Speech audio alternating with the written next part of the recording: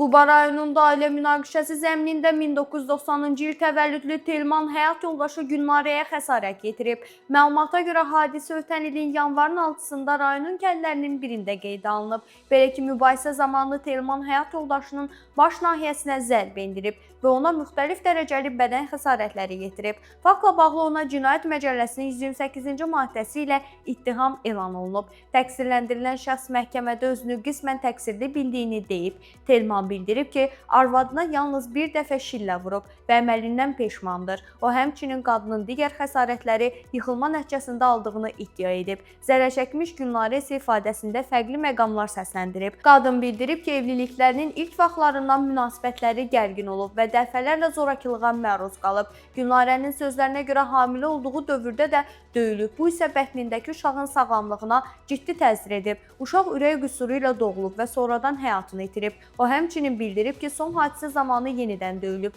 və bu səbəbdən hamiləliyi pozulub. Hadisədən sonra Gülnarə xəstəxanaya müraciət edib və daha sonra hüquq mühafizə orqanlarına şikayət edib. Məhkəmənin qərarına əsasən Telman barəsində amnistiya tətbiq olunub, cinayət təqibinə xitam verilib və o məsuliyyətdən azad edilib.